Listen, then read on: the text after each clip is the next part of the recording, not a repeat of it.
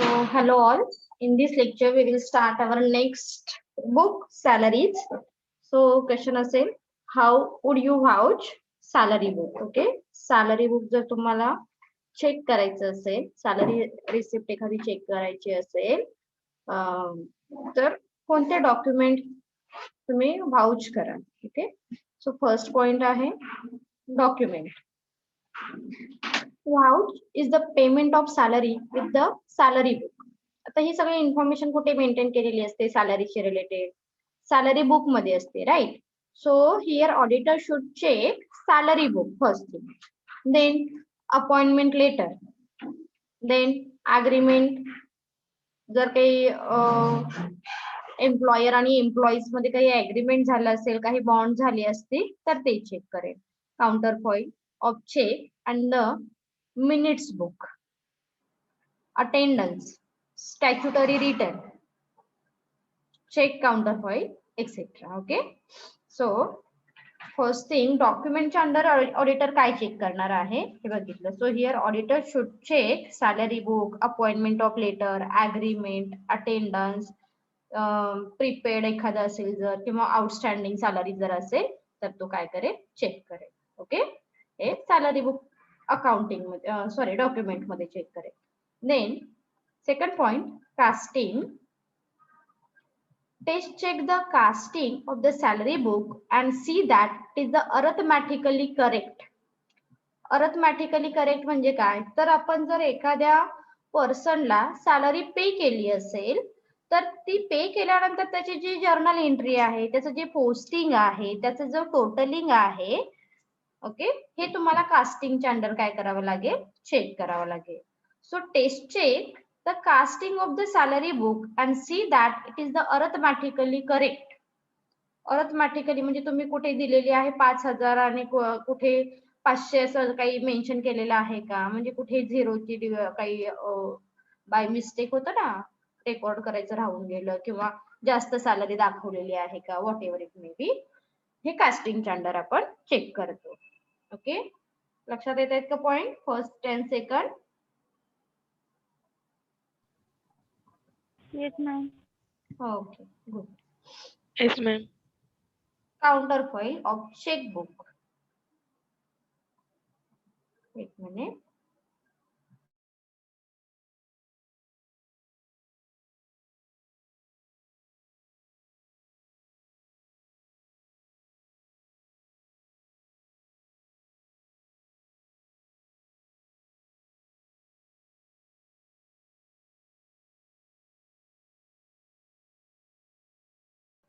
Okay, sorry.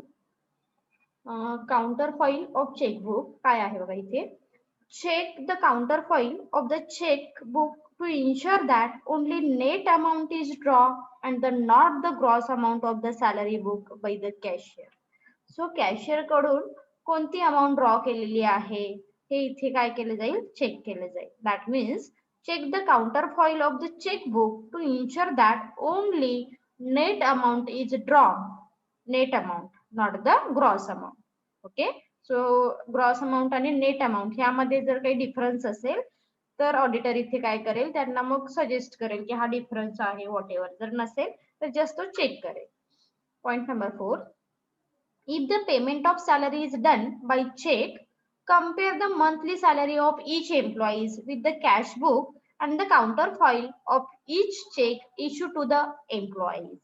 So जर cash sorry चेकने जर आपण त्या एम्प्लॉईचं पेमेंट करत असलो तर मग असं जर काही असेल तर तुम्ही काय कराल, तर ते चेकशी रिलेटेड काउंटर फाईल चेक कराल. Okay, so compare the monthly salary of each employee. जेवढ्या जेवढ्या लोकांना तुम्ही चेकद्वारे पेमेंट केलेलं आहे त्याची मंथली सॅलरी तुम्ही चेक करा.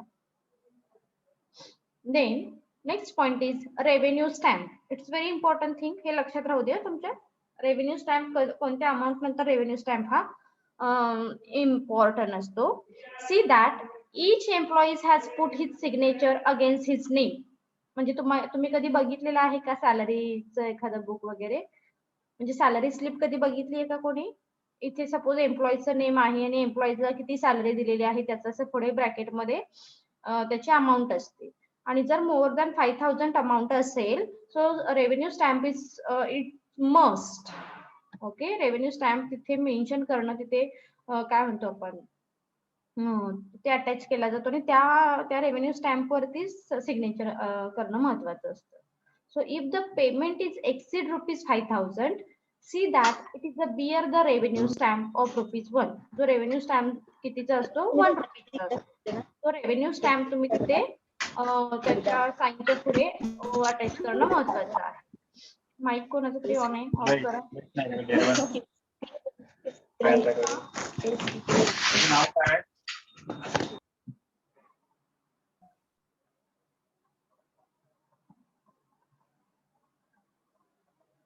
सो रेव्हेन्यू स्टॅम्प कितीचा आहे? तो ₹1 असतो रेव्हेन्यू स्टॅम्प. आणि तो काय करणं गरजेचं आहे? सॉरी गाईस, एकच minute.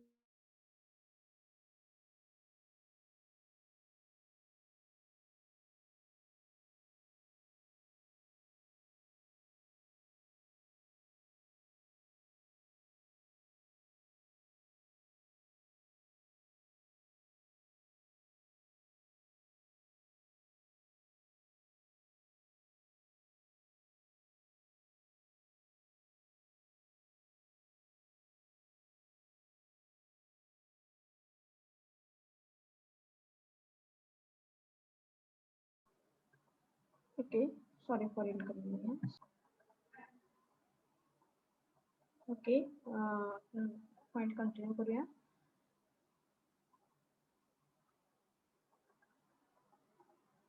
List of employees. Obtain the certified list from the management of employees resign or retire or who have left the job during the accounting year to ensure that the name of such a ex-employees and not continue in the salary book. So it's very important thing.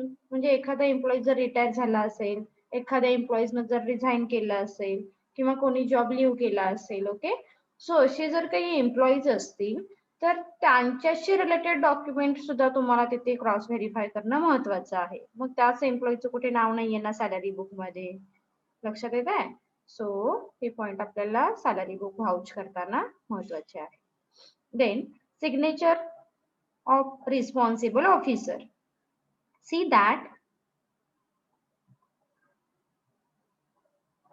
that the salary book is duly signed by the cashier and countersigned by the some responsible officer. जर एखादं salary book तुम्ही बघितलं असेल तर तुमच्या लक्षात येईल, तर इथे काय असतं की तुम्ही क्रॉस चेक करणं महत्वाचं आहे, कारण सॅलरी बुक मध्ये कधीही एका पर्सनची सिग्नेचर नसते. सो कॅशियरची असेल आणि जो कोण रिस्पॉन्सिबल पर्सन आहे ज्याच्या अंडर सॅलरी ही पे केली जाते, तर त्या रिस्पॉन्सिबल पर्सनची साईन आहे का हे सुद्धा तुम्हाला तिथे चेक करणं महत्वाचं आहे. Next is comparison. Compare the total salary for the current year with salary of the previous year. Okay, so compare करा की लास्ट इयरला जी जेवढी सॅलरी तुम्ही पे करत होता तेवढीच सॅलरी करंट इयरला पे करताय का काही तुम्ही इन्क्रीमेंट दिलेली आहे. And inquire into the material difference between the two. Okay, आणि जर काही डिफरन्स असेल तर का डिफरन्स आहे हे सुद्धा तुम्हाला कंपॅरिझनच्या अंडर चेक करावं लागेल. त्याचबरोबर मग unpaid salary, outstanding salary, prepaid salary जर असेल तर हे सुद्धा चेक करावे लागेल. Is it clear salary book? Yes ma'am. हो, येस मॅम. सो कोणतेही 7 पॉइंट लक्षात ठेवा जे आपण मेन्शन करू शकतो. सिंपल सॅलरी बुक मध्ये काय outstanding, prepaid, then name, signature, okay, comparison, हे कॉमन पॉइंट तुम्ही ऍड केला तरी चालेल. Next deduction. जर काही गव्हर्नमेंट एम्प्लॉईज असतील तर काही डिडक्शन वगैरे पण असतात. Then next book is wages. How would you vouch wages असा क्वेश्चन असेल. So if the auditor is not satisfied with the system of internal control and internal check regarding the preparation of wage sheet and payment of wage, he should bring this fact to the notice of the management and try to show and responsibility of the existing the fraud therein, the also non-detection of the same. So आता ह्या introductory part मध्ये तुम्ही काय लिहू शकता? So wedges कोणाला pay केली जाते. First thing wages paid by the employer to employees. Monthly बेसिसला आपण सॅलरी म्हणतो आणि वेजेस जी पे केली जाते so wages pay as per the काय म्हणू आपण वीकली असू शकते, डे वाईज असू शकते, डेली पण वेजेस हा पे केला जातो. So the posting of wedges is कुठे असतं त्याचं ट्रेडिंग अकाउंटच्या डेबिट साईडला. हा इंट्रोडक्टरी पार्ट मेन्शन केला तरी चालेल. So this is effect on the trading account balance. That is why here auditor should carefully check wages book. So असं introductory मध्ये मेन्शन केला तरी चालेल. सो ॲज इट इज हे नाही केला तरी चालेल. तर मग वेजेस जेव्हा ऑडिटर व्हाउच करतो तेव्हा कोणत्या गोष्टी चेक करेल बघा. First, system of internal control and check. So examine the system of internal control and check regarding the preparation of wage sheet and payment of wage. Wedges आणि सॅलरी मधला main difference तुमच्या लक्षात असू दे. First, salary ही आपण एम्प्लॉईजला देतो, जे मजूर वगैरे म्हणतो आपण त्यांना वेजेस हे दिले जातात. वेजेस देणारा पर्सन, ज्या पर्सनला वेजेस दिले जातं तो पर्सन कंपनीमध्ये परमनंट असतो असं नाही. पहिली गोष्ट, आपण काय की आपल्या रिक्वायरमेंट नुसार जेव्हा आपल्याला गरज आहे असं इमिडिएटली आपण एखाद्या पर्सनला अपॉइंट करतो आणि त्याच्याकडून एखादं काम कम्प्लीट करून घेतो. तर अशा पर्सनला आपण सॅलरी ही दिली जाते. That is why first point it's very important. म्हणजे आणि तुम्ही म्हणाला इंटरनल कंट्रोल सिस्टीम कशासाठी चेक करायची आहे, तर बऱ्याच वेळी असं होतं ना की इंटरनल कंट्रोल सिस्टीम तुमची जर इफेक्टिव्ह नसेल तर तुम्ही कोणत्याही एम्प्लॉईजला एका अपॉइंट करता, मग त्याला सॅलरी वेजेस पे केलेला आहे असं दाखवता. नो. सो म्हणून internal control system is very important thing for salary wedges book. So examine the system of internal control and check regarding the preparation of wage sheet and payment of wage.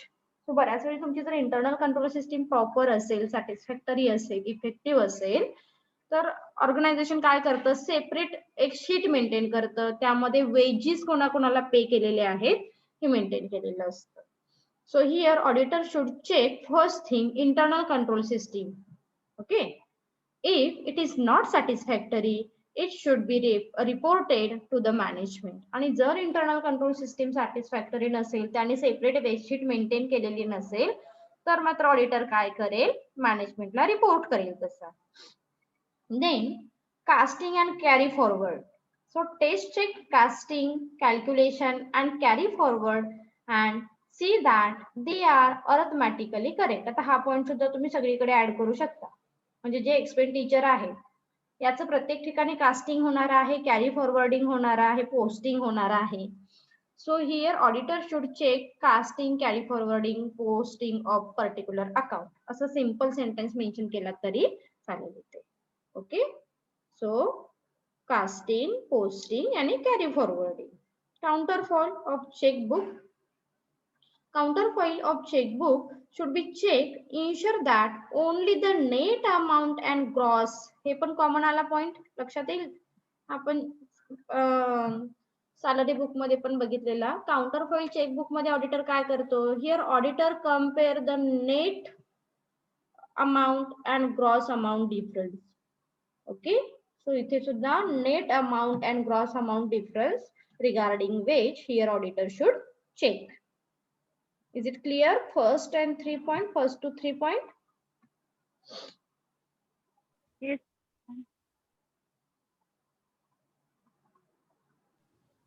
Then म्हणजे काय झालंय, properly initiated, signed and counter registered document. Counter signed document. See that wage sheet are duly initiated by the person who have prepared and checked wage sheet. Wage sheet should also be signed by the cashier and countersigned by the foreman, manager, director or partner or by any other responsible officer. So इथे तुम्ही heading टाकू शकता की check signature किंवा authorize signature check करा. मग first thing here auditor should check first thing cashier signature, then responsible officer. Okay. Then check computation, next point. Check computation of wage is accordance with the legal regulation and contractual requirement. So wage act पण आहे, बहुतेक wage act 1948 काहीतरी आहे हा. So veg act नुसार म्हणजे असं नाही होतं की तुम्ही एखादा जो कामगार आहे त्याला दिवसभर काम करून घेतले आणि जस्ट रिझनेबल सॅलरी पे केलेली आहे असं नाही. सो त्यासाठी वेजेस ऍक्ट आहे. ह्या वेजेस ऍक्ट नुसार जी लीगल सॅलरी आहे, सॉरी लीगल वेज आहे, हा तुम्ही त्या पर्सनला देणं महत्वाचं आहे. सो चेक कॉम्प्युटेशन मध्ये ऑडिटर काय चेक करतो? Check computation of wage in accordance with the legal regulation and contractual requirement. Okay.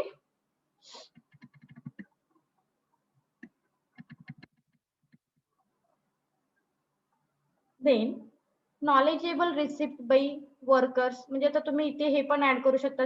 जसं हा पॉइंट कॉमन आहे, 5000 पेक्षा जर जास्त वेजेस झालं असेल त्याचं मंथली, तर रेव्हेन्यू स्टॅम्प अटॅच केलेला आहे का, त्याच्यावरती प्रॉपर सिग्नेचर आहे का, what ever. So see that receipt have been duly signed by all the worker or proper thumb impression of illiterate workers. It's very important. ज्या पर्सनला साइन करता येत नाही, सिग्नेचर करता येत नाहीये, त्या पर्सनचा काय घेतो आपण? थंब घेतो ना, थंब इम्प्रेशन. सो इलिटरेट पर्सनचा थंब इम्प्रेशन तुम्ही घेतलेला आहे का, हे सुद्धा ऑडिटर चेक करेल. In the case of any payment is exceed rupees 5000, the receipt should bear the revenue stamp of rupees 1. मग तो रेव्हेन्यू स्टॅम्प 1 रुपीजचा तुम्ही मेन्शन केलेला आहे का, हे बघा. Compare on test check basis the signature of some worker in the current month wage sheet and the last month wage sheet. म्हणजे जसं इथे तेच आहे. Here the auditor should compare the last month wage sheet and current month wage sheet. Is it clear? Yes, ma'am. Okay. Yes, ma'am. So तुम्ही काय करा, म्हणजे कोणतेही 7 पॉइंट मेन्शन केलात तरी चालेल. आपण नेक्स्ट लेक्चरला कंटिन्यू करू. Okay, thank you.